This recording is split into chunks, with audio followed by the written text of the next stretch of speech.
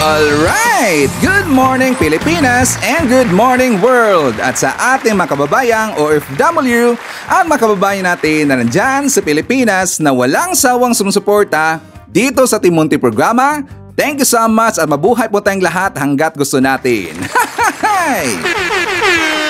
Well anyways, tuloy-tuloy na po tayo sa tagababalita dito ng mga tamang balita at sagutin ang maling information na ipapakalat ng mga fake news peddlers ng mga anti-Marcos, lalo na doon galing sa mga DBS na mga vlogger bakabayan. Yes, dapat silang sagutin. Bakit? Kasi bagayan natin sila na lagi pong naninira araw-araw kay BBM at sa Marcos Administration sa katagal na bagabayan. Akala mga paninira ay matutuho yan sa mata ng ibang tao.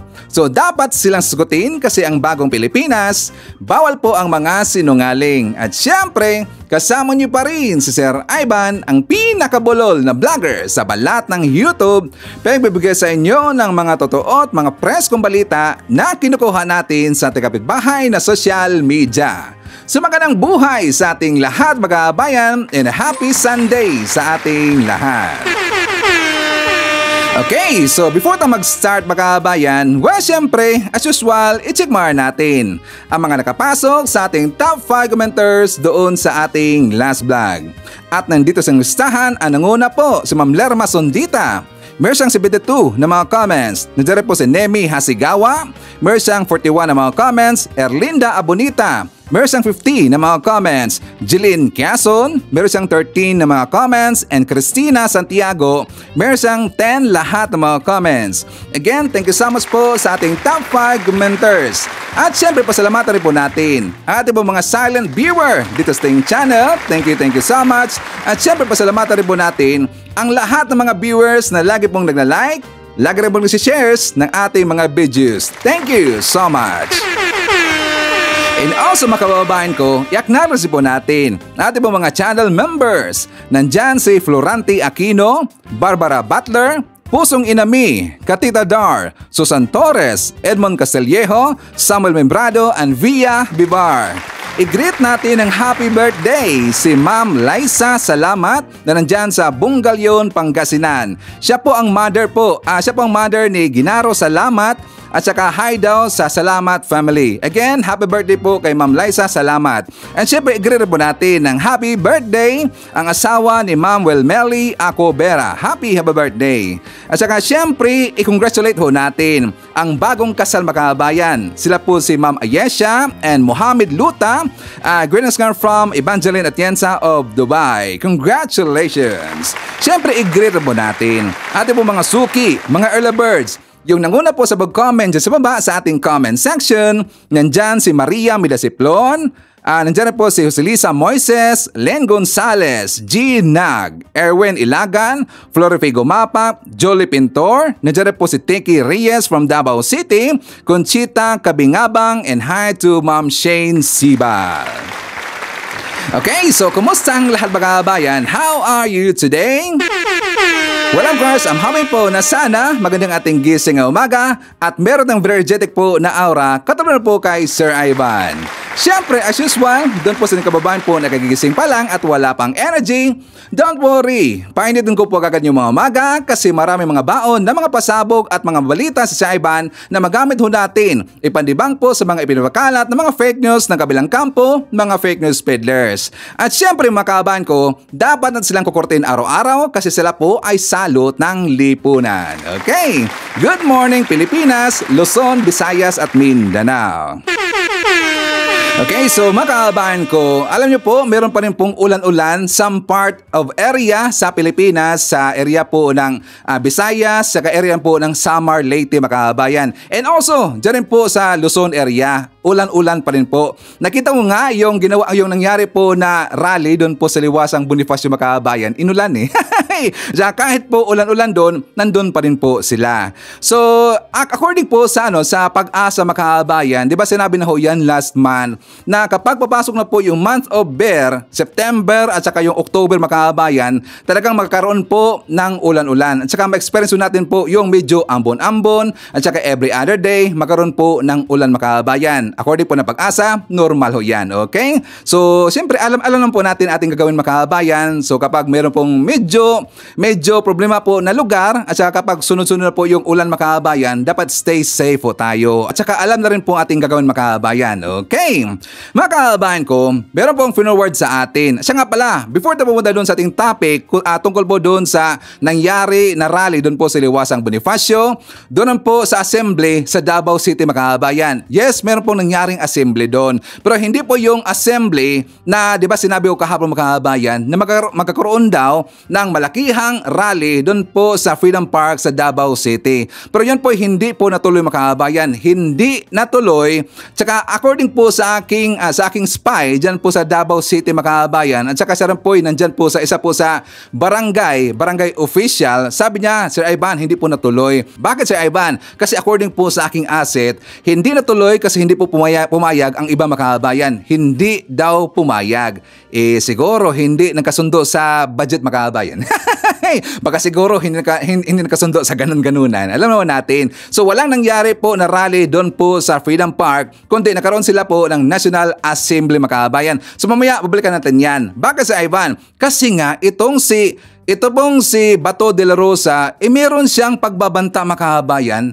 Nagbanta. Kasi yung National Assembly nila mga kababayan, ipinakilala nila po ang kanilang kandidato na tatakbo sa next year midterm election. Nakita natin, nandun po si Ipe, at saka ito pong si Bato de la Rosa, at saka po si Bongo mga kababayan. So silang tatlo ang tatakbo next year para po sa midterm election under po sa ticket ng PDP laban mga kababayan. So kahapon or kagabi nga pala, nag-take oath na sila. Oath taking ho yung mga kababayan. So doon po sa speech ni Bato de la Rosa, abay nagbanta. Talagang nagbanta mga kababayan. So mamaya ipaparinig ho natin yan. But before that, dito muna tayo po sa isang information, isa pong balita na kung saan matatawag natin dito po na itong mga DBS na to, medyo kulang talaga sa critical thinking mga kababayan. Kulang yata sa pag-iisip. Actually, ang plano sa Ivan, hinayaan ko na lang sana ito. Kasi very, very mababaw kasi ang kanilang argumento mga kababayan. Napakababaw talaga eh. Kaya lang, tatlo na po ang na-forward sa akin po ng picture. Which is the same po ang kanilang banat mga kababayan. Ano yan Sir Ivan? Ipakita ko muna sa inyo itong picture na to, and I'm sure ilan sa inyo nakita nyo na po yung picture na to mga kababayan. Itong tungkol po sa bigas na BBM, bagong bayaning magsasaka sa NIA mga kababayan, di ba? At saka ang presyo po ng bigas na yan, 29 pesos per kilo na bigas, at yan po ay mabibili doon po sa Kadiwa Centers. So kung mapapansin ho natin mga kababayan, kasi nagreklamo ito po mga DBS, sabi nila, bangag nga kasi, paano pa mag-iisip ng tama, libre ba o may bayad? Magdesisyon ka ng tama ni Mal. Abay, parang minura pa niya si PB mga kababayan. Tapos dito rin po sa isang post ng Run Sara Run movement, yung una kasi, vlogger yung mga kababayan. Yes, vlogger yun. Yung pong si JC De La Cruz, vlogger yun. At saka siya rin po tumakbo po bilang konsihal mga kababayan. Pero hindi nanalo. Hindi nanalo bilang konsihal. Yun nga, tatakbo ka bilang konsehal, tapos hindi mo maintindihan po yung nakaprint po sa sako mga kababayan. Tapos dito rin po sa isa, Run Sara Run movement. Sabi niya, ano ba talaga? Not for resale, pero 29 pesos per kilo, kabangag oy. Okay, kung makikita ho natin, meron nakalagay dyan na 29 pesos per kilo na bigas, at saka sa gilid mga kababayan, not for resale. Hindi lang naintindihan. Sabi na 29 pesos per kilo na bigas, pero hindi daw ipagbibili ng mga or ibibenta. Hindi daw ibibenta. Hindi kasi naintindihan. Di ba nakalagay dyan? 29 pesos per kilo na bigas. Sa gilid, not for resale. DBS, makinig, magunggong talaga to eh. Ang ibig sabihin niyan, meron kasing agreement ang gobyerno natin. Ito pong agreement na to, that is between po ng not DSWD, kundi sa DA Agriculture, and between NIA NIA Irrigation Agriculture. So sabi doon sa agreement na kapag bibili na po ang isang tao mga kababayan doon po sa Kadiwa Center sa presyo na po na bigas na to na 29 pesos per kilo na bigas, kapag meron na pong bibili. TBS, kapag bibili ka, ang ibig sabihin after kang bumili doon sa Kadiwa Center ng bigas, hindi mo yan pwedeng ipagbibenta po sa iba. Gets ba natin? Kapag ikaw po ay bibili, 29 pesos per kilo na bigas, pag alis mo sa Kadiwa Center, hindi mo yan pwedeng ibibenta po sa iba. Yan po ibig sabihin po ng not for resale. Kapag ibibenta mo yan, kapag ikaw po ay mahuli na bininta mo, ikaw po ay makakasuhan at posibleng ikaw po ay makukulong. Yan po ang agreement po ng DA at saka ng NIA mga kabayan. Hindi na makukulong, ikaw rin po ay pagbabayarin po ng multa mga kabayan. Clear na mga DBS. So wag niyong gawin yan. Alam ho natin na hindi lang po mga Marcos supporter, mga pinklawan ang nakabenepisyo po dito or nakakabenepisyo dito sa 29 pesos per kilo na bigas dyan po sa Kadiwa Center. Kasi yan po halo-halo lahat mga kabayan. I am sure 1,000% hindi lang po Marcos supporter, hindi lang po loyalista ang nakakabenepisyo po dito sa bigas na to. Kundi nandiyan rin po yung Dilawan, Pinklawan, pati po yung mga DDS makabayan. Diba? Lagi nilang kinukutsa si PBBM, lagi nilang sinisiraan si PBBM ng mga DBS, pero sila rin po dito ay nakakuha po ng ganun po na klase na bigas dyan po sa Kadiwa Center. Ulitin po natin, bawal po yan ibibenta sa iba. Okay? Clear na ba? Magunggong talaga eh. Tapos ngayon, minumura nyo pa si PBBM.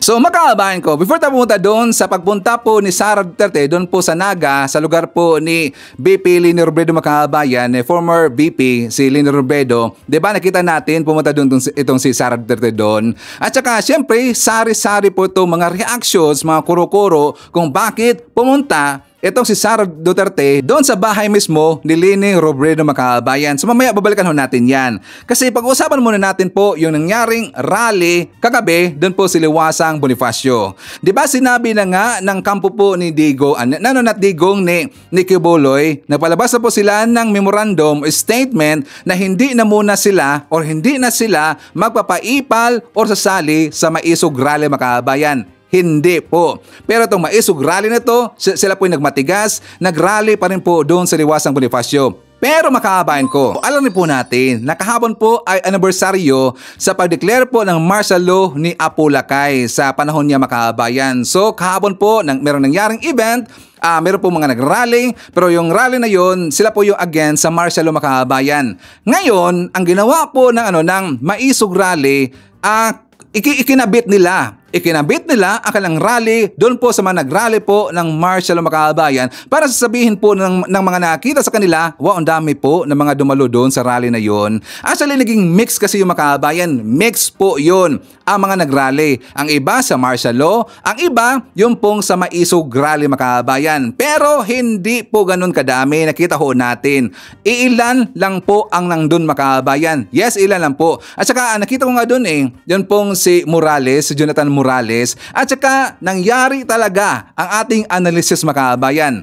Sino Sir Ivan? Ito po si Katibinag. Nagpakita rin po doon makabayan. Diba sinabi ko yan noon, nung time po ito si Katibinag ay lumabas, nagpa-interview doon kay Hitad, sabi ko, hindi malayo itong si Katibinag, sasali ito sa SMNI or doon po sa kampo mo ni Kibuloy makabayan. At talagang nangyari. Hindi rin po malayo na itong si Katibinag sasali ito sa mga rally po ng maisog makabayan. Alam na ho natin ang kanilang estilo kasi nakikita na ho natin yan sa kanilang style noon makabayan sa panahon pa po ni Morales. So ang kanilang concept, the same pa rin ho yan sa style po ni Morales. So tayo po hindi nagkamali, si Katibinag nandun na po, naging speaker na po ng maisog rally makabayan. So ngayon, kung napapansin natin, wala doon sila si Siles makabayan. Wala rin pong nag-cover ng mga mainstream media. O ilan lang pong mga vlogger na nandun makabayan. So ngayon, ito pong si Siles, hinanap lang ngayon. Nasaan na daw si Siles makabayan?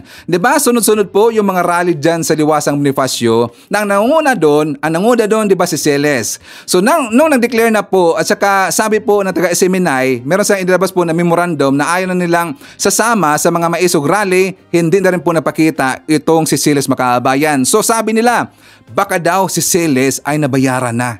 Nabayaran daw si Siles makabayan. Pati daw yung ibang mga vlogger na hindi na po nagpuntahan doon, nabayaran daw makabayan. Pati daw yung mga media na kung saan hindi po gin-cover ang kanilang pag-iingay doon sa Liwasang Bonifacio, binayaran daw makabayan. Damay lahat binayaran. Bakit naman babayaran ng gobyerno natin? Ano ba yan si Siles? Bakit naman yan babayaran yan? At bakit naman po babayaran yung mga vlogger ho ni Digong at saka ni Boloy? Wala pong binayaran. Kundi siguro nagising sila na wala namang kwenta ang mga pag-ingay dyan sa Liwasang Bonifacio. The same pa rin po. Which is the same pa rin po ang pag-ingay dyan sa Liwasang Bonifacio at wala talagang mangyayari. Kita ko natin doon sa Liwasang Bonifacio, ilan na po sila makahabayan. Kaya ba nilang gawin po yung people power na gano'n na po sila kaliit? Talagang kakarampot na lang po sila makahabayan. Saka napansin natin makahabayan, pakunti-kunti na lang ho sila ngayon. Unti-unti silang nalalagasan po ng kagrupo o ng mga followers makahabayan. Lalong-lalo na, ito pong si Pibos Talakera, medyo sumabog na po at saka tinitira na po ang kanyang mga kagrupo makahabayan. Kaya marami na pong naglagasan sa Maisog Rally. Si Pibos nga, nakita ko makahabayan, ipakita ko na po ang kanyang post.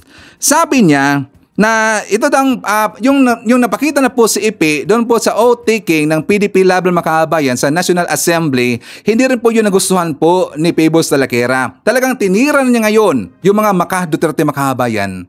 Talagang nakaduda eh.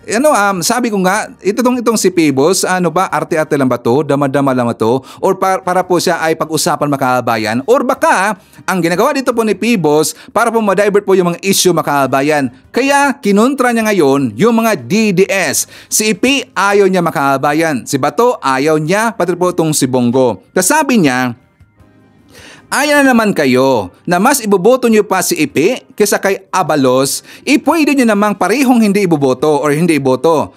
Tapos, pag nanalo at walang ginawa na pagtatanggol kay Digong, ang dami niyong halhal. Katulad ng halhal niyo kay Bato, kay Padilla at Bongo. Real talk lang po tayo. So ngayon, kinontra niya po yung mga DDS Makahabayan. Nakagulo na sila eh. Talagang nagkagulo na. Siyempre, nag-umpisa kasi yan sa pera Makahabayan. Tingnan nyo, si Pibos ngayon talagang nag-all out war na.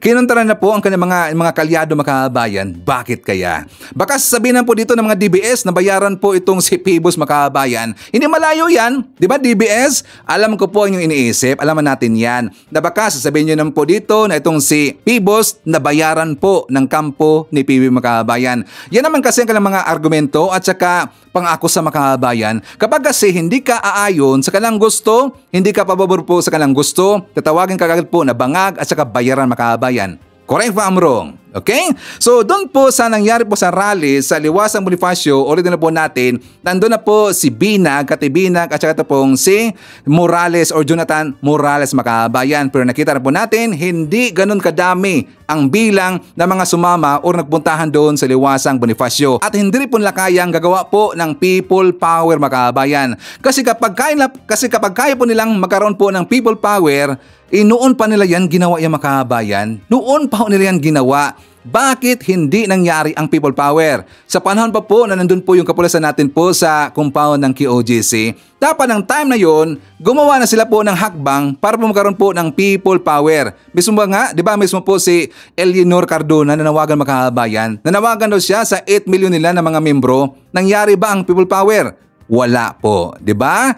Puro sila pananakot Makahabayan, puro po sila pansisindak, pero wala kasi sa gawa at talagang hindi po 'yan mangyayari Makahabayan. Okay? So pupuntahan natin yung nangyari po na National Assembly doon po sa Davao City Makahabayan. Ulitin na po natin, walang nangyari at saka hindi po natuloy yung sinasabi nila na malaking rally daw sa Freedom Park na kung saan mabibigay po or nakaroon dito po ng mandatory sa every barangay, magdala sila ng tig 200 po na mga membro Makahabayan. Hindi nangyari. Bakit? Kasi ang ilan po sa mga membro po dyan sa barangay, mga opisyalis, kabarangayan, hindi po pumabor sa kanilang gusto Makahabayan. Hindi umanib sa kanila. Kaya daw, ayon po sa nagsabi sa akin, kaya daw galit na galit ngayon ito pong si Baste Duterte Makahabayan.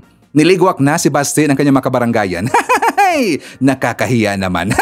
Totoo ba yan, Baste? Pati po itong si Bongo niligwak na rin. Mas lalo nang niligwak sila kasi nandyan daw itong si Ipi Makahabayan. Si Ipi, ano bang alam niya sa batas Makahabayan? Di ba nakatawa talaga eh? Isinali nila itong si Ipi, nandyan pa si Robin Hood, nandyan pa si Bato Makahabayan na talagang mga walang kwenta na nandyan po sa Senado. Tapos idagdag pa nila si Ipi. Mga kababayan ko, dapat magising na po tayo. Wala na dapat pong ipapasok sa Senado na mga PDP members, mga kababayan, okay? So dapat mag-isip-isip po tayo kasi sayang po ang perang ipinangsweldo natin po sa kanila, mga kababayan, okay? Wala talaga walang kwenta mga grupo na yan. So ngayon, ipakita ko sa inyo at saka iparinig ko sa inyo ang sinabi po nito po ni Bato de la Rosa, mga kababayan. Siya po ay nagbabanta, mga kababayan. At para meron tayong idea, let's watch this. Temporaryo lang yan. Bilog ang mundo. Bilog ang mundo. Iikot ang mundo. Iikot ang mundo. Kaya yung mga tao na yan na nanggigipit sa atin ngayon, hindi man ugali ng tatak Duterte, hindi man tatak Duterte yung re-risback. Wala yan. Never yan. Since day one ng aking pagkakilala ng Duterte brand of leadership, hindi ko talaga naramdaman na ginagamit yung kanyang official capacity para risbakan yung kanyang mga political enemies. Never! Kaya, paano natin sila risbakan? Just in case, tayo'y mag-survive 2025, matawid namin ni Senator Bongo, ni Philip Salvador, at kung sino pang sasama sa ating partido, pag matawid natin ang 2025. Oh, di ba? Nagbabanta, mga kababayan. Kasi daw, bilog daw ang mundo, mga kababayan. Bilog ang mundo. Kapag sila daw ay makabalik po sa Senado, babalikan nila yung mga tao, mga naninira sa kanila, mga vlogger, mainstream media, o yung mga mamabatas, o mga opisyal dyan sa ating gobyerno, babalikan nila yan, mga kababayan. Sure tayo dyan. Kasi sinabi niya po na wala daw sa mga Duterte, hindi daw tatak Duterte yung nangririsbak, mga kababayan. Hindi daw kasi nungalingan. Sinungaling itong si Bato, mga kababayan. Like for example, sa latest po na issue, kahit kalimutan natin po yung ibang, mga kababayan, dito tayo po mag-focus po sa mga bagong witness nagsilutangan. Sino, Sir Ivan? Yung si former mayor po ng Iloilo City, mga kababayan, si Mayor Jed Mabilog. Hindi ba siya nirisbakan? Diba? Alam ho natin kung bakit siya sinisiraan po at saka bakit siya inaakusahan po ni Digong, mga kababayan. Kasi according po ng ating asset na taga Iloilo, sabi niya, Sir Ivan, kasi ito pong si Digong hindi kasi nanalo dyan po dito po sa Iloilo City. Hindi nanalo. Mas mataas daw yung boto ni Maruhas doon, mga kababayan. Kaya ang ginawa ni Digong, inakusahan niya, inilagay niya sa narco list, mga kababayan, para ito po'y hahabulin at saka isipin po ng taong bayan na mga nakita po sa balita at saka nakasama po sa grupo ni Digong na itong si Mayor Jed Mabilog ay protector po ng drug lord, mga kababayan. At saka ipakita ko rin po sa inyo. Isa rin po sa nag-message sa atin, mga kababayan, taga Iloilo rin po. Sabi niya, Sir Ivan, tama lahat ng sinabi ni Jed Mabilog. Alam ng lahat ng Ilonggo na hindi siya protektor ng droga.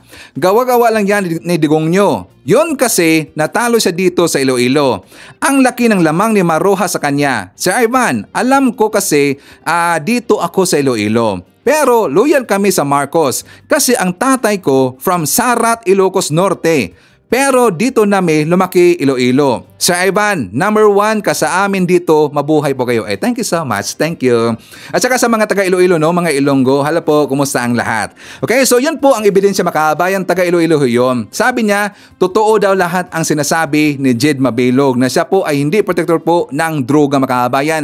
Marami pong mga taga Iloilo na loyal talaga po kay Jed Mabilog kasi nakikita nila, mga kababayan, mabait po yung tao na yon. Mabait po yung mama na yon. Pero siya po ay inukusahan po ni Digong, mga kababayan, kasi yan po ay political attack sa kanya. Pero ang political attack sa kanya, mga kababayan, napakadelikado kasi, di ba?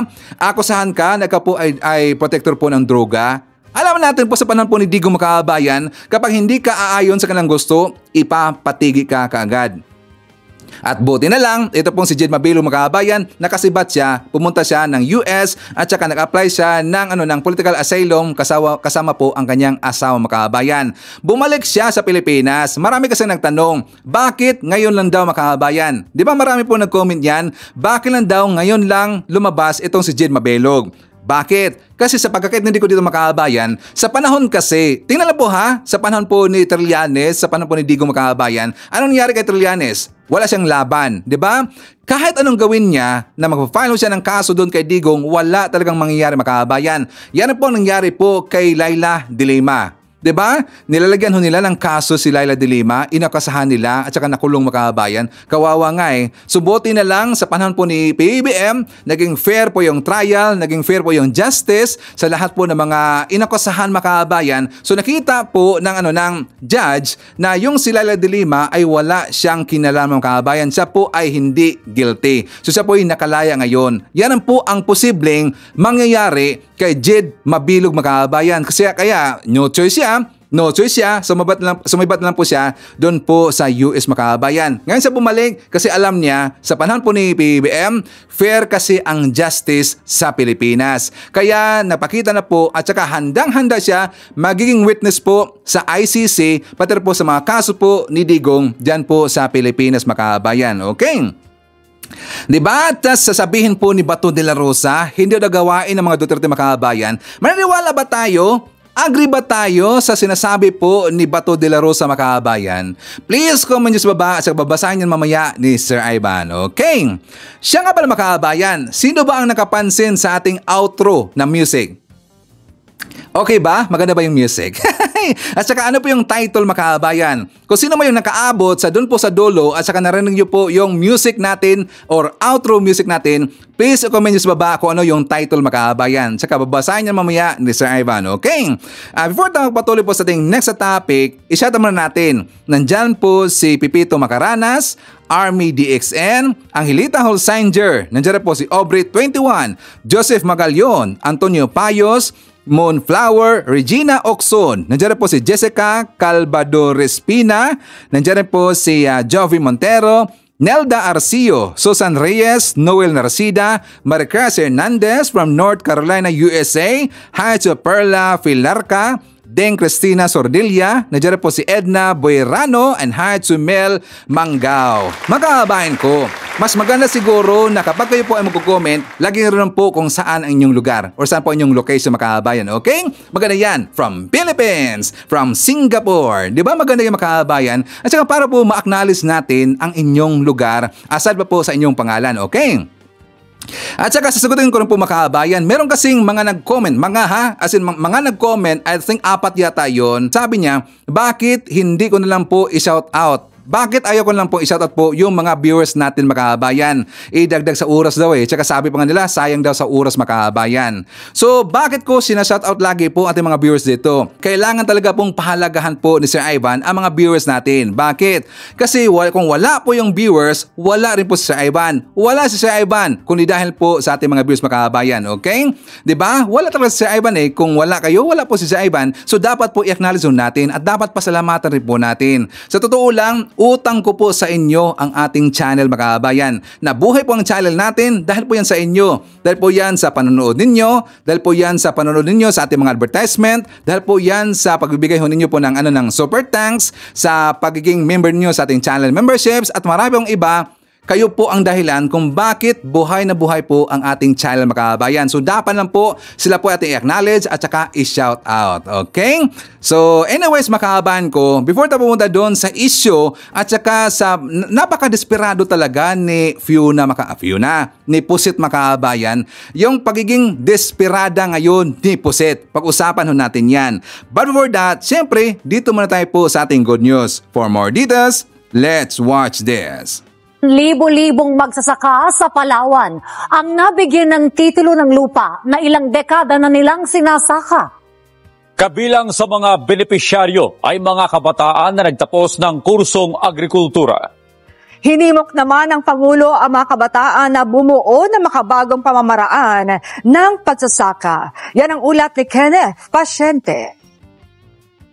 27 taon nang nakikisaka si Erlinda sa lupang hindi naman niya pagmamay-ari. Bagaman kumikita dahil sa pagbebenta ng kanilang pananim, hindi pa rin maalis sa kanila ang pag-aalala sa posibilidad na sa isang iglap ay mawala sa kanila ang pangunahing pinagkukunan ng ikinabubuhay. Napakahirap po kasi hindi namin sa sarili namin na anytime pwede kaming maalis po doon dahil wala pa kaming katibayan na lupa namin at sinasaka po namin. Pero nabunutan na ng tinik sa dibdib si Erlinda. Dahil ngayong araw, isa siya sa libo-libong magsasaka sa Palawan na nakatanggap na ng titulo ng lupa na mismong pinangunahan ni Pangulong Ferdinand R. Marcos Jr. Ayon sa Pangulo, pagkilala ito ng pamahalaan sa mga magsasaka na malaki ang papel sa food security. Pero hindi anya ito nagtatapos sa pagbibigay lamang ng mga titulo. Sa halip ay ang pag-agapay din sa kanila para mapayabong ang kanilang sinasakang lupa, kasama na rin ang pagbura sa kaakibat nitong pagkakautang. Kasama din po dyan ay yung mga matagal nang nag-aantay doon sa kanilang CLOA at inaalala yung amortisasyon ay tinanggal na po natin yung utang na yun. Kaya yung mga matagal nang nag-aantay at nag-aalala doon sa pagbayad nila ng amortisasyon ay hindi nyo na po kailangan alalahanin yun dahil binura na natin ang utang na yan. Nakatanggap din ng titulo ang ilang kabataan na nagtapos ng kursong agrikultura na ayon sa Pangulo ay pamamaraan ng pamahalaan para mahikayat ang mga ito na magamit ang kanilang kaalaman sa pagpapalakas pa ng agrikultura sa bansa. Dahil marami po sa kabataan na hindi nauunawaan at hindi naiisip ang agrikultura, kaya kung saan-saan ibang trabaho ang pumapasok. Ngunit kailangan natin ng mga magsasaka. Yung kanilang natutunan ay meron silang paglalagyan, meron silang magagamit na lupa para magamit naman nila ang kanilang bagong natutunan tungkol sa agrikultura. Dahil dito, lubos ang pasasalamat ng mga benepisyaryo. Nakapaka-proud po namin na sa tagal ng panahon, hindi namin sukat akalain na may ibibigay mismo sa amin yung lupa na ito na sinasaka namin at sobrang thank you po. So nakita namin talaga yung suporta ng ating Pangulo sa mga magsasakang katulad namin. Ayon sa Department of Agrarian Reform, tuloy ang pagsisikap ng pamahalaan na mabigyan ng titulo ng lupa ang mga kwalipikadong magsasaka. Katunayan, nasa 800,000 na hektarya pa ng lupa ang target na maipamigay ng gobyerno hanggang matapos ang termino ng Pangulo sa 2028.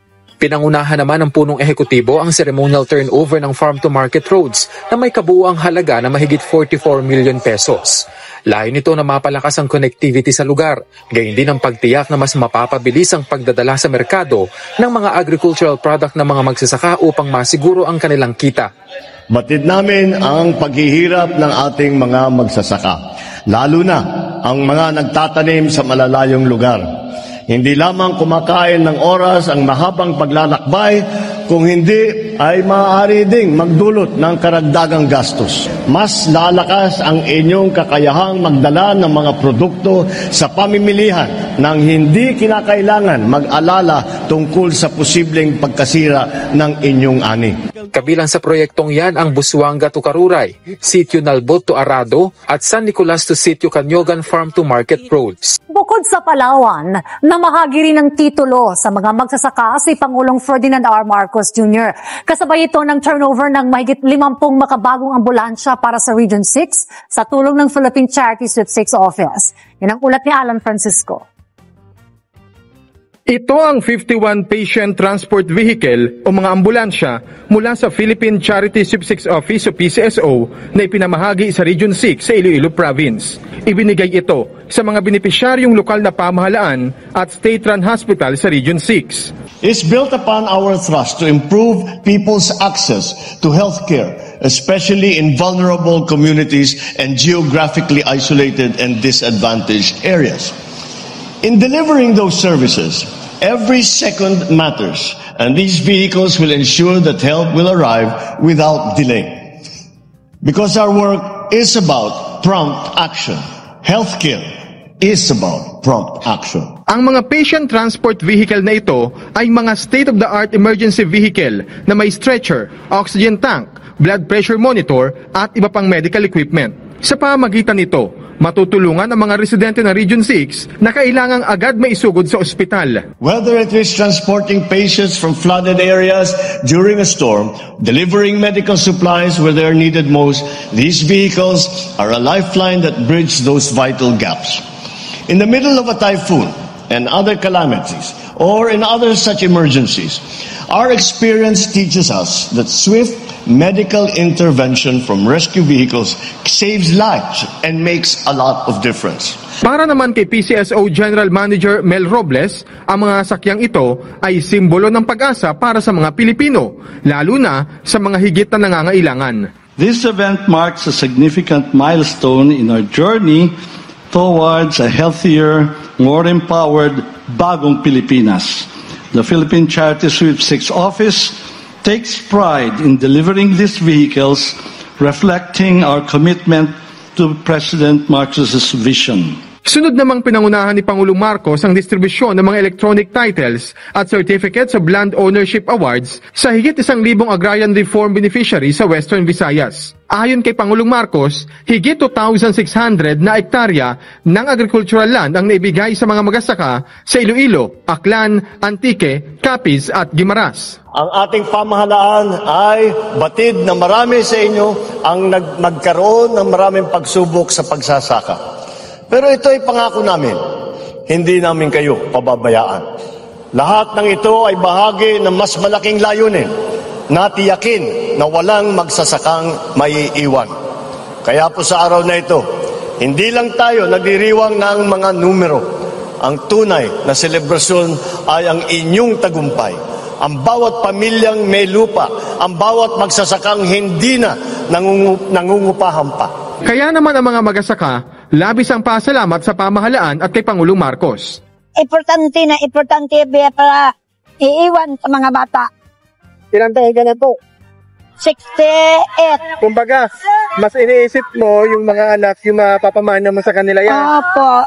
Salamat kay Pangulong Marcos na may titulo na kami. Tiwala si President Marcos na ang bawat e-title at CLOA na naibigay sa mga magsasaka ay nangangahulugan ng pagiging malaya mula sa utang at pagtiyak din ito sa kanilang kapakanan. Disyembre ng nakaraang taon nang bumisita si Pangulong Marcos sa Iloilo, kung saan tiniyak niya ang pag-ibigay solusyon sa mga problema ng mga farmer sa Western Visayas.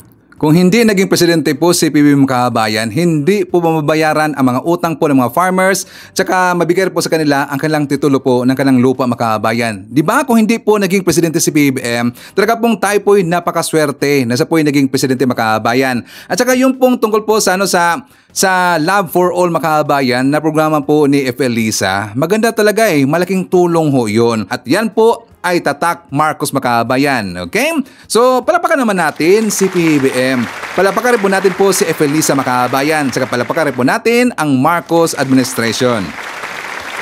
At saka alam niyo Makabayan ko, nagtataka talaga ako Talagang hindi ko talaga maisip bakit hindi makita ng mga DBS na mga anti-Marcos ang pagsisikap po ng ating Pangulo Makabayan. Diba? Napakabulag talaga Hindi nila nakita yan. Bakit? Napansin nyo ba sa mga comment po doon sa ating mga last vlogs Makabayan na yung mga ginagawa ko dito, ibinabalita ko dito po yung programa po ng ating gobyerno, mga proyekto po ni PBBM, programa ni PBBM, at saka yung pulisiya niya. Diba? Kapag meron tayong ibabalita ng ganyan, sasabihin kagad po ng mga DBS, mga viewers natin dito na bayaran daw si Ivan. Bangag daw tayo. Bulag daw ako Makabayan. Bakit ayaw ko daw ibalita yung totoo?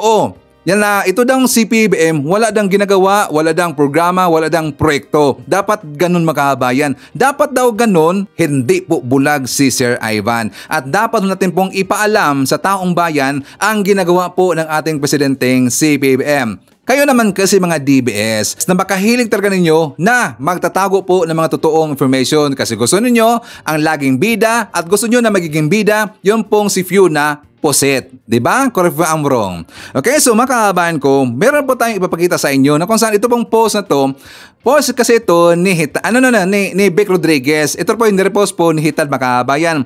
Yung tungkol po sa kanyang libro na Kingmaker, yung Kingmaker Makabayan. So, alam lang po natin ano po yung Kingmaker na libro po ni Beck Rodriguez. Ang nakasulat doon sa kanyang description na ito daw yung kanyang experience doon po sa loob po ng Malacanang Makabayan nung nakasama pa niya ito pong si PBBM at saka si FL Lisa.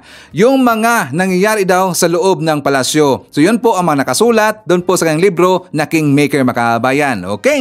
So, sabi nila, ano ba yung sinasabi ng Makabayan kapag meron ho silang rally? 'Di ba? Nagrarally sila, ipinaglalaban daw nila yung bansang Pilipinas, yung taong bayan kasi marami na daw nagugutom makabayan. 'Di ba yan pong lagi nilang sinisigaw doon? Marami daw nagugutom. Kawawa na daw yung taong bayan makabayan. Ngayon, tatanungin ho natin. Bakit dito sa libro ni Vic Rodriguez merong presyo makabayan? Bakit niya ibinibenta yan ng 1,750 bawat isa?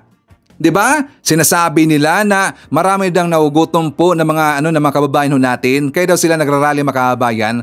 Kaya daw ginawa niya yung libro na yun, ang libro na ito, yung Kingmaker, para daw magiging aware ang taong bayan sa mga nangyari daw sa loob ng palasyo makabayan.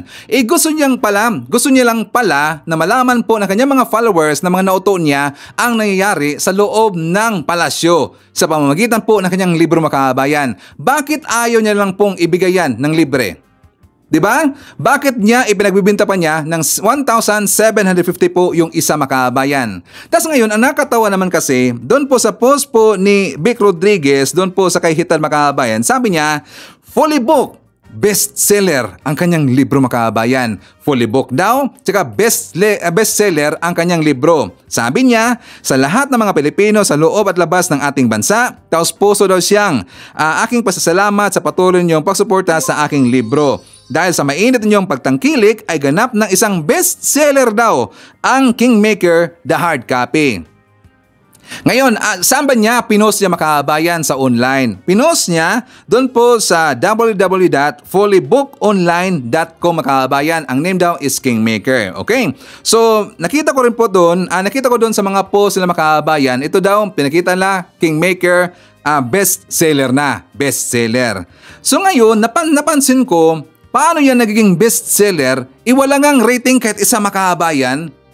Di ba napansin ba natin? Wala siyang rating kahit isa. Kasi nga makabayan ko, paano yan magiging bestseller? At saka doon po sa mga sikat po na mga online na platform kung saan makakabili ho tayo ng mga sikat po ng mga libro makabayan. Kasi alam nyo po, sa hindi po nakakalam, ang pinakasikat kasi na online platform na kung saan makakabili ho tayo ng mga libro makabayan, yung books, yung Bookshelf PH. Kilala ba natin po yung Bookshelf PH makabayan? Ang Bookshelf PH, yan po ang pinakasikat na platform kung saan makakabili ho tayo ng mga libro makabayan through online. Bookshelf PH. Pero bakit hindi niya doon pinost niya makabayan? Bakit niya hindi yun pinost? Bakit? Kasi marami kasing mga sikat doon ng mga libro.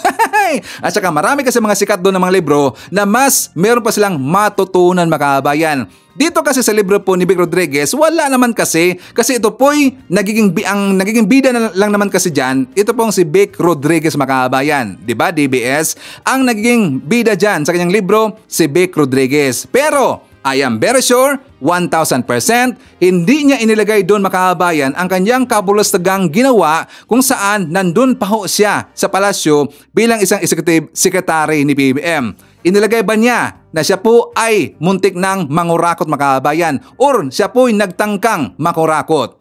Nilagay ba niya sa kanyang libro? Wala. Pero ang kanyang ginawa doon sa palasyo makabayan, siyempre siya po ay nagtangkang mangurakot. Naalala ba natin po yung issue po ng sugar fiasco makabayan?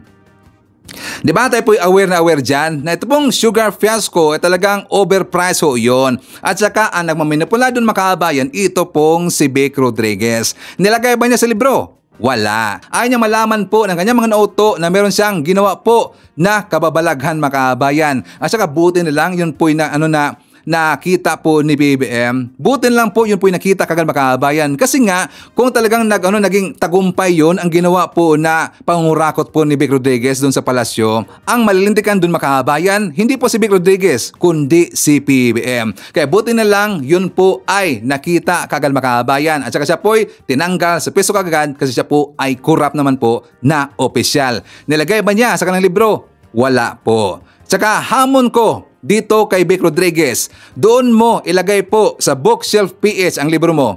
Titingnan ko dito kung niya ba'y magiging bestseller. Sige nga, ilagay mo nga doon. Doon mo nilagay sa Fully Book Online makabayan. Ilan na po mga libro nandun? Yes, ilan na pong libro doon makabayan. Hindi ka umabot ng 10 na libro doon, siyempre magiging bestseller para sa kanila. Pero wala pong rating po nakita natin mga kababayan. Ang ibig sabihin, yan po ay bogus na rating. Bestseller, walang rating mga kababayan. Tayo pa'y utuin gonggong talaga. Buta na lang nakita ko kagad niya mga kababayan. Nakita ko kaagad na wala pong rating. Hindi mo mauto si Ivan. Wag me, don't me. Nakatawa naman. So okay mga kababayan ko, pupunta tayo po doon sa usapin tungkol kay Sara Duterte. But before that, share muna natin. Nandyan po si Aida Sinsuat, Caroline Campos, Gorgonia Angala, Victor Robin, Janet D. Narvaez, Bibi Garcia. Nandyan po si Ruben Basinga Salindong. Hi to Alicia Leak, Annabel Hoson, Wing Salvatierra. Nandyan po si Emma Valdez, Apple Nash, Nonski Pasamonte, Elsa Hoffman, Boboy Elmido, Costin Sadugyo, Arman Sumao E. Rangas, and hi to Baby Macdoms Nunamod. Okay, so makabahan ko, alam mo natin the other day, di ba yun po'y festa po doon sa Naga makabayan. So yung festa na yun, pumunta doon itong si Sara Duterte, pumunta doon. Kaya lang, dumiretso siya kaagad makabayan, doon po kay Leni Robredo, dumiretso kaagad. At saka siyempre, nakita ho natin, si Leni Robredo, hindi po siya aware po sa planong pagpunta ni Sara Duterte doon po sa kanyang bahay makabayan. Hindi po. According po sa kanyang dating spokesperson na si Barry Gutierrez makabayan, sabi niya, ito pong si Leni Robredo, hindi siya nakapaghanda. Kasi nung pumunta na po, nung nag-text na po, itong si Sara Duterte, minutes na lang bago siya makarating po sa bahay mismo po ni Leni Robredo. Alangan naman po, hindi siya tatanggapin po ni Leni Robredo makabayan. Diba? At saka sabi nga ni Barry Gutierrez na hindi nila nagustuhan yung pagpunta doon ni Sara Duterte kasi nga alam mo natin po yung history ni Sara Duterte at saka ng kanyang papa makabayan, kanyang tatay si Digong, kung paano nila binalahura, paano nila po sinisiraan, inaapakan ang pagkatao po ni BP Leni makabayan. Alam ho natin yan. At saka mismo po siya, baka nakalimutan niya na sinabihan niya last 2018 yata yun, sinabihan niya itong si Leni Robredo na fake BP daw itong si Leni makabayan. Diba sinabihan niya na fake na BP itong si Leni Robredo. At saka tingnan niyo po yung ginawa po ni Digong doon kay Leni makabayan. Talagang binabalahura niya, talagang inaakusahan ng mga pangit po na mga gawain, talagang inaapakan ang pagkatao po nito ni Leni Robredo. Tapos meron pa siyang yung hindi ko alam kung saan niya kinuha yung kanyang pagkakapal sa kanyang mukha makabayan. Hindi ko sure kung saan niya kinuha ang kanyang pagiging kapal na kanyang mukha. Pumunta pa siya doon sa bahay po ni Leni Robredo. At saka siyempre sabi nila na nagiging professional lang po si BP Leni Robredo. At saka sabi nila na wala dang pinag-usapan doon tungkol po sa politika makabayan. Wala dang pinag-usapan doon na politika kundi tungkol lang daw sa personal makabayan. Maniniwala tayo doon? Ako, hindi talaga maniniwala po na walang napag-usapan doon tungkol sa politika makabayan. Very, very impossible ho yan. Diba? Nakita ko nga doon sa Facebook makabayan, meron na sila ngayong ginawa po na Facebook page na exclusive Facebook page na Sara Leni Tandem 2028 makabayan. Meron na nga silang ginawa, sabi pa nga ni Badong, mga vlogger po ng DDS na nagpanic mode na ngayon yung mga makamarcos na mga vlogger. Pati po yung mga Marcos supporter makabayan, nagpapanik na daw. Bakit naman magpapanik? Kasi nga alam niyo makabayan, napaka-imposible talaga para sa akin, napaka-imposible na magkikipagtandem po si BP Leni dito kay Sara Duterte. Imposible talaga yan. Bakit? Marami pong magagalit sa kanya makabayan. Ang kanya mga followers, mga supporter po ni Leni Robredo, marami pong magagalit sa kanya. Nakita naman natin po yung banat po ni Trillanes, di ba makabayan? Di ba nakita ko natin yung banat po ni Trillanes? Talagang kinu-question niya ito pong si Leni Robredo kung bakit niya pinayagan niya na pumunta dyan sa kanyang bahay makabayan. So ano bang sinabi po ni Trillanes? Sabi niya, Ma'am Leni, gusto nga naming ipa-impeach si BP Sara tapos binastos pa niyan si Senator Risa. Bakit mo pa minute? Are you siding with her? So meron na silang mga questions makabayan. Sabi niya, now, to the diehard pinks, BP Leni should not be beyond criticism. Kahit saan mo tingnan, mali ang pakikipag-meeting niya kay Sara. Yes, totoo yan mga kabayan. Agree ko doon kay Trillanes. Mali na mali talaga po ang pagkikipag-meeting po ni Leni Robredo doon po kay Sara Duterte. Kasi kilala ho natin po yung mga Duterte mga kabayan.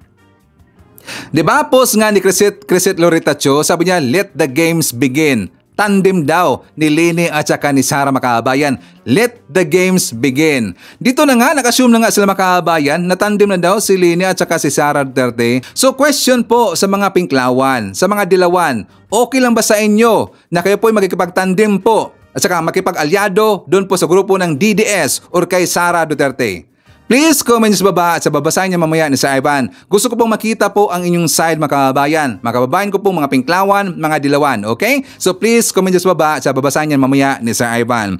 Okay? So mga kababayan ko, ipakita ko rin po sa inyo ang vlog po sa side ng mga Pinklawan. For more details, let's watch this. Hello guys, good morning dito, good evening dyan. Ito, sagutin lang natin itong isang nag-comment. Boss, ano masasabi sa pagpunta ni VP Sara kay Leni sa Naga? Simple lang. Itong si sobrang sobrang frustrated na and depressed na to si Kapitana na namamalimos na ito ng namamalimos na ng tulong sa ibang mga politiko, namamalimos ng tulong para sa magiging kandidato niya sa darating na May 2025 and most probably gusto mo kay alliance, no? Namamalimos ng tulong kay Leni Robredo para sa mga kakamping. Pero syempre as a professional person naman, syempre tatanggapin naman yan ni Leni. I mean, hindi ako naniniwala tatanggapin ni Leni na makipag-alyansa dyan, malabo yun. For sure, hindi nakakalimutan ni former Vice President yung mga ginawa sa kanyang kabastusan ng ama nito. At mismong yung mga salita ni Sara against sa kanya. At ang ginawa ng mga Duterte sa LP, like Laila de Lima, di ba? Grabe, so malabo mangyari yun. Kayo, mga kakamping, palagay ninyo, aalyansa ba kayo kay VP Sara? Kay Inday Kapitana? So, at the same time, syempre, sabi ko kasi magiging professional si VP, former Vice President Leni kasi ang layo naman ng ugali nila, napaka-professional naman ni Leni Robredo compare kay Inday Kapitana na ito. Si Kapitana, talagang wala to sa hulog, parang taong walang pinag-aralan, bastos. Bastos talaga, sinasabi ko, bastos talaga. Walang manners ang taong ito. Ito ang Vice President talaga na, ewan ko. So, namamalimos siya, ibig sabihin, kung malakas ka, bakit ka mamalimos ng boto or bakit ka mamalimos ng pag-alyansa? At kinain mo ngayon yung mga sinabi mo, kinakain mo ngayon ang pride mo, kinakain mo ngayon at gusto mo lang pabagsakin ang si PBBM. Sa pakakala mo ba papayag si Leni Robredo? Pakala mo ba papayag ang ibang mga LP at ang mga kakampik? Gising na sila sa katotohanan. So yun ang masasabi ko. So namamalimos na ito dahil talagang ipit na siya. At ramdam niya na wala na yung lakas niya. Kasi kung malakas ka pa, for what? Kung malakas ka pa, bakit ka lalapit? At hindi courtesy call yun, ha? Alam mo bakit? Binigla niya, sinurprise niya kasi kung courtesy call yun at kung yun ay advance, baka busy si Vice President Leni noon, former Vice President. Pero ang ginawa ni Sara, ilang minuto na lang na nandun na siya sa Naga, bigla siyang pumunta. Bigla siya nag-inform na pupunta siya. So, yun? Very random, kaya lang talagang, yun nga, yung attempt ni Sara, binigla niya talaga para hindi na makalis si Vice President Leni. So, yun ang aking comment dito. So, maawa tayo. Mga titilis, kawaan nyo na yung inyong supportan nyo. Anyway, ngayon, may rally-rally na naman yung maisog. Kaming mga kakamping, talaga naman pong mixed emotion, nagulat, na napanganga kami, bakit mo ginawa ito? No, tama yung sinabi ni Sir Makoy. After all na ginawa ni dating Pangulong Duterte kay Atty. Leni Robredo, yung mga salitang binitawan na para sa akin ay pambabalahura, pupunta doon si VP Sara, and merong interview si VP Sara before na sinabi niya na fake VP sa Atty. Leni Robredo, inisa-isa niya yung dahilan, sabi niya. Tapos ngayon pupunta siya doon. Bakit? Dahil hindi na sila magkasundo ni PBBM. Anong klaseng character or attitude dito? According to Atty. Barry Gutierrez, at tama yung sinasabi ni Sir Makoy, caught off guard po si VP Leni, no? Na on the way na si VP Sara nung in-inform si VP Leni. At least yan po yung pagkakaalam namin.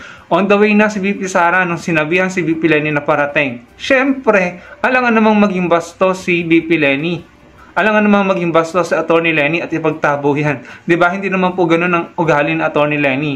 Pero matalino rin po sa Atty. Lenny at hindi po yan magpapagamit kay VP Sara, no? So, whatever the intention is, kung bakit siya pumunta doon, kung yun man ay legit na gusto lang magpakita dahil dating opisyal si VP Lenny, hindi pa rin po magandang tignan, no? Kahit pa sabihin na piyesta, napadaan, personal yung pinag-usapan, hindi politika, hindi pa rin magandang tignan. At nakakaano lang talaga, nakakasama lang ng loob talaga na parang itong mga DDS na to, binabaliktad pa yung pangyayari na tila ba masaya pa si Atty. Lenny. May narinig pa ako na sinasabi na si Atty. Lenny yung nag-invite. Hindi po totoo yun. Hindi totoo yun. Bigla pong pumunta si VP Sara doon. At ito po yung isa rin sa kinasasama ng loob namin. Na si Atty. Lenny ay dumistansya na inalis na niya yung sarili niya sa gulo ng politika. Ang Pangulong Marcos Jr. Ganon din, busy sa pagtatrabaho sa pamahagi ng lupa, no, diyan sa Palawan.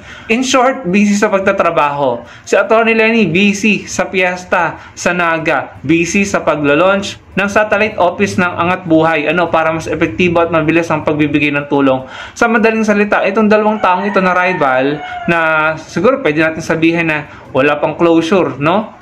Yung nakaraan nila. Pero itong dalawang taong ito ay busy na sa pagtatrabaho.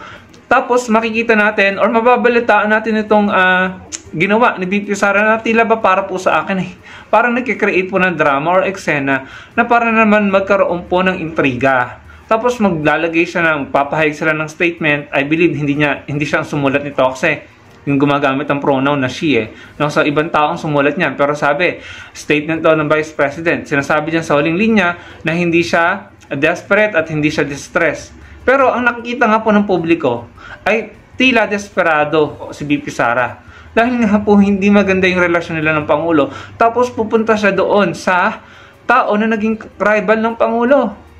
Hindi po talaga yung bebenta sa aming mga kakamping and sana hindi rin bumenta yan sa inyong mga ka-BBM supporters, no? Mga DDS, magising kayo sa katotohanan, hindi mangyayari na aalyado si Atty. Lenny ang mga kakamping sa mga Duterte. Hindi mangyayari na susuporta kami sa inyo. At tama yung sinasabi ni Sir Makoy Guzman na kung malakas, 32 million diba? Yan ang niyayabang ng mga DDS, 32 million daw sila, malakas. Bakit pumunta doon sa tao, no? Anong pinapahiwatig? Humihingi ng tulong, no? Humahanap ng suporta or ng kampe? Ang pangit pong tignan, mga kababayan. Very wrong. At sana hindi ito po yung isa sa worry ko, hindi ito yung maging reason na naman na magkaroon na naman po ng pag-usbong ng, alam mo yun, banggaan na naman po ng Atty. Lenny at ng Pangulo. No, ayokong dumating sa point na yung Pangulo natin ngayon at sa Atty. Lenny ay magkaroon na naman po ng negative intriga, no? Dahil diyan sa pangyayaring yan. Kasi talagang hindi po ito gusto ng Atty. Lenny Robredo. Base sa mga nabasa ko at pahayag ng kanyang spokesperson dati. Ayaw na po namin ng gulo na may kinalaman sa politika. Kaya nga po, dumistansya si Atty. Lenny. Kaya nga po, sumusuporta kami sa gobyerno sa Pangulo. Kaya nga po, nagtatag ng NGO sa Atty. Lenny at ang kanyang mga volunteers kami para makatulong kami sa gobyerno at sa mga Pilipino para makapagpatuloy. Tapos ganito, no? Akala nyo simpleng pagbisita lamang yan ng Vice President? Hindi. Ang dami na pong intrigang umusbong at ang dami ng fake news at pambabaliktad ang nangyari. Hindi namin gusto ang pagbisita ni VP Sara kay Atty. Lenny. Hindi kami natutuwa. At ito lang yung sasabihin ko sa mga DDS na medyo hindi manipes, no? Ang pagmumuka. Yung medyo makakapal na talaga ang pes. Ito yung sasabihin ko sa inyo. Manalo man kami or matalo or kahit ilang beses kaming matalong mga kakamping, kahit palagi kaming talo, hindi kami kakampi or susuporta sa inyo dahil ang pinaglalaban nyo ay basurang paninindigan. Hindi para sa bansa, kundi para lamang sa mga politiko nyo. No? Hindi namin makakalimutan ang mga fake news, pang-iinsulto, pambabalahura nyo kay Atty. Lenny Robredo at kay Pinoy sa mga sinuportahan namin. Na hindi nyo naman nabigyan ng conviction. Na yung mga kasinungalingan nyo, wala naman kayo napatunayan sa korte. Kahit kay Senator De Lima, no? Kay Senator Trillanes, ayan sila, malalaya. Malaya sila, may freedom, pero yung mga sinusuportahan nyo, inuusig, hinahanap ng batas at ng mga otoridad. Kaya itanim nyo sa kokote nyo, hindi kami kakampi sa inyo in your dreams, no? Uulitin ko, kahit matalo kami palagi, ang mahalaga sa amin yung pinaglalaban namin, yung paninindigan namin na para sa amin ay matino at maayos na gobyerno para sa bansa, para sa bayan, hindi para lamang sa politiko. Kaya sana naman, parang awa nyo na, huwag nyo nang idamay sa Atty. Leni Robredo. Hindi naman siya tatakbo sa national. At huwag nyo naman sana siyang gamitin para sa mga political interest nyo. Porket mag-e-election ngayon 2025, lalapitan nyo pagkatapos ng mga masasakit na salita na binitawan nyo sa kanya. Nasaan ang delikadesa? Nasaan ang kahihiyan? Wala, mga kababayan. Ayoko na pong bumalik yung rivalry ni Atty. Leni Robredo at ni PBBM. Gusto ko po sanang i-focus ngayon is silang dalawa nagtatrabaho at parehong may ginagawa para sa bansa natin. Meron pa pong ilang taon ng Pangulo. Sana naman tantanan na muna yung pamumulitika at yung mga drama at yung mga ganyang eksena. Unahin muna ang Pilipinas, no? Huwag niyo sabihin na simpleng pagbisita lamang yan. Hindi po totoo yan. Hindi po totoo yan. Matatalino po ang mga Pilipino. Yan po ay mga paandar nyo at ginagawa nyo, no? Pero at the end of the day, mga kababayan, sana magising na tayo pare-pareho. Nakita natin na ang problema ng bansa natin ay yung mga politikong may mga pansariling interes at hindi talaga kayang ipaglaban ng bansa natin. Yung mga politiko na nakikita natin ng mga pangalan na sasangkot sa sindikato, at sa kung ano-anong illegal at mga maling gawain sa gobyerno. Mga kababayan, magising na po tayo. Maraming pong salamat sa panonood. Gusto ko lamang pong iwanan sa inyo ito bago ko tapusin ang video. Kahit kailan hindi mangyayari, nakakampi ang mga kakamping sa Atty. Leni at ang mga kaalyado niya sa mga Duterte or sa mga DDS, no? Sana matapos na ito at nang tayo po'y pare-pareho ay umusad. Tapusin na po muna natin, i-post po muna natin yung pamumulitika. Tumuon po muna tayo or i-focus po muna natin ang ating mga sarili sa ating bansa, no? At suportahan natin yung mga leader at mga pinuno na talagang nagtatrabaho at mahal po talaga. Mahal na mahal ang mga Pilipino at ang Pilipinas.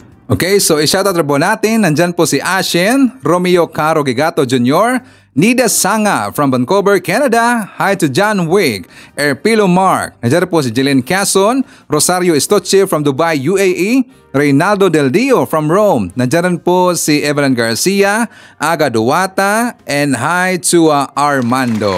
Okay, so mga kababayan ko, thank you so much po sa ating mga viewers na nag-comment sa baba at saka hindi ko po na-shout out. Thank you so much. Pasensya po, hopefully po sa ating next topic, ma-shout ko na po kayong lahat mga kababayan. Okay?